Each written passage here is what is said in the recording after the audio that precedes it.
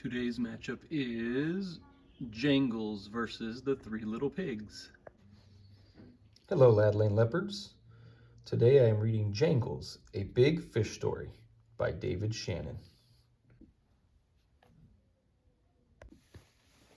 When the sun goes down and the weather's just right, Big Lake gets smooth as glass and a thin mist whispers across it. That's when you might catch a glimpse of Jangles. My father told me lots of stories, but my favorite was about a giant trout he saw when he was a kid. I still remember sitting with him in front of that big stone fireplace at the cabin. He pulled out a dirty green tackle box and shook it a couple times so it rattled. Then he told me this story. When I was a kid, Jangles was the biggest fish anyone had ever seen or heard. That's right, you could hear Jangles. He'd broken so many fishing lines that his huge, crooked jaw was covered with shiny metal lures and rusty old fish hooks of all shapes and sizes. They clinked and clattered as he swam. That's why he was called Jangles. Jangles was so big, he ate eagles from the trees that hung out over the lake and full-grown beavers that strayed too far from home. But he didn't seem to care much for the taste of kids. In fact, people swear one time Jangles saved a baby who fell in the lake when his family's canoe tipped over. They say he took that baby up so gently that none of his hooks even stuck it, and he swam it to shore. Supposedly, he gave the baby's mama a dirty look as if to say, "What are you doing bringing your precious little baby out here in a tippy old canoe?" Everyone wanted to catch Jangles. They held big tournaments with lots of prize money, but no one could ever bring him in. He was too smart and too strong, and he lived too deep down in the middle of the lake. They tried all sorts of tricks, like using whole turkeys for bait. One fellow even tried dynamite. He threw big cans of tuna fish in the water and waited till he heard Jangles coming. Then he lit a stick of dynamite and tossed it in the lake. I don't know if it hit a rock or something, but that dynamite came flying back out of the water and into his boat and blew it to smithereens. Then he had to swim all the way back to his dock. He said Jangles came up and bumped him on his butt, but nobody believed him. One time, when I was just about your age, I was fishing over where the creek comes into the lake, and my anchor came loose. I was concentrating so hard on catching a fish that I didn't notice I was drifting away into the middle of the lake. There wasn't another soul out there, and it was getting dark. Just when I realized where I was, I felt a tug on my line. Not a real big tug, but something was on the other end. I started to reel it in. It was wiggling all right, but it didn't really feel like a fish. I finally got it in, and what do you know? I'd snagged an old fishing rod that somebody must have dropped out of a boat a long time ago. I started to reel in that one too. I cranked, and I finally felt the end of it getting closer to the surface when I heard a sound that made my whole body feel all prickly. It was kind of soft at first, tinkle, tangle, dingle, but then it started getting louder. Tingle, jingle, jangle. Now I used to daydream all the time about catching Jangles, but right then I was scared to death. Just when I saw the lure on the end of the line, a gigantic shadow came out of the deep darkness and swallowed it up. My rod bent nearly in half.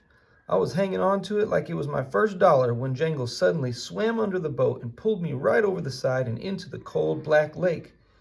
Down we went like a crazy horse and buggy. Pretty soon, I noticed I could still breathe, and the water wasn't cold anymore. Finally, we came to a cave in the deepest part of the lake. It was decorated with parts of old boats and lots of rods and reels. "This is my home," said Jangles. "It's been a long time since I had a visitor." His voice was slow and soothing. It seemed perfectly natural that this fish was talking to me, so I wasn't afraid at all. Then Jangles told me stories. Amazing, wonderful stories about the beginning of the earth before there were people, and stories about wise old redwood trees and animals who were silly, and the great fish that lived before him in Big Lake. It was like Jangles was my magic uncle. After a while, I started to get sleepy, and he said, "Time to go." He told me to hang on to the big fin on his back. I still had the old rod in my hand, and as we swam up and the water turned from black to purple, I slowly pulled out some line and made a bunch of long loops. When we reached the surface, Jangles swam alongside my boat. Quick as a minnow, I hopped off the fish's giant back and threw the coils of line around him. Then with a sharp yank, I spun him upside down. Now you might not know this, but when you turn a fish upside down, even a big old smart fish like Jangles, it gets confused and can't hardly move, like it's paralyzed. "Gotcha!" I shouted. Jangles just lay there, but he could still talk. "You tricked me," he cried. "I told you secrets from the beginning of time, and this is how you thank me?" "You are a fish," I said, "and I have caught you." "Set me free," Jangles urged. "I am more than a fish. I am a storyteller and a story." "A story no one will believe if I let you go," I replied.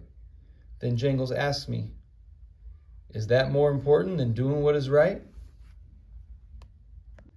I thought of all the wondrous things I'd heard that day. Then I thought about people dragging whole turkeys around the lake. "You're right," I said. "I'm sorry. I will set you free. But what can I do to apologize?" I swear Jangles grinned at me with that big, crooked, jingly jaw of his. "There is one thing you can do to help me," he said, "and it would also prove you caught old Jangles." That's when my dad stopped telling his story and gave me his tackle box.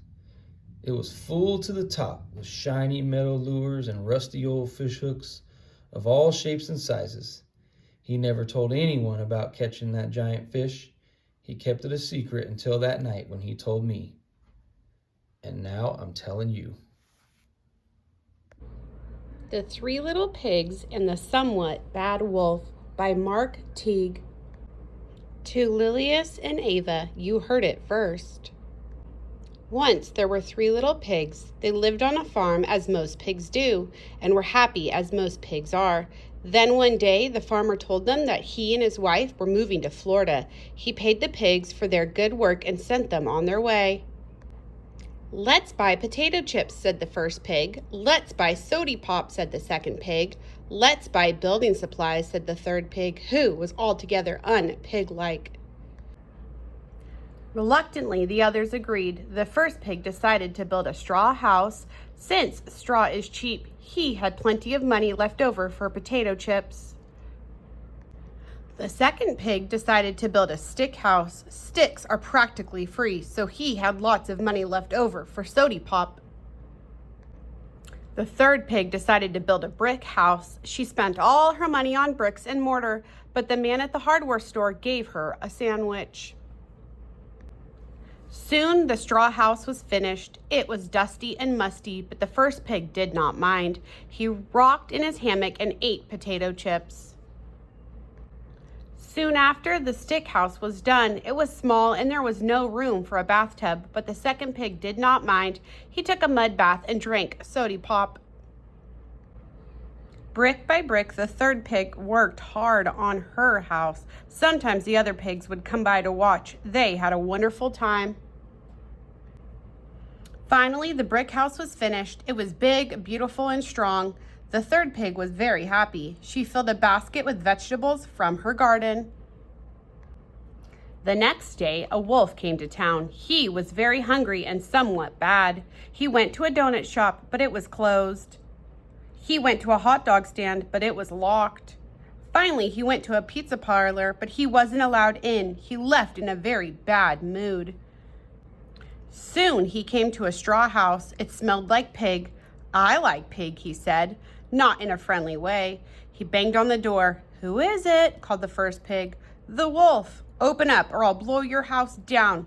"I think the door is stuck," said the pig. So the wolf huffed and he puffed and he blew the house down.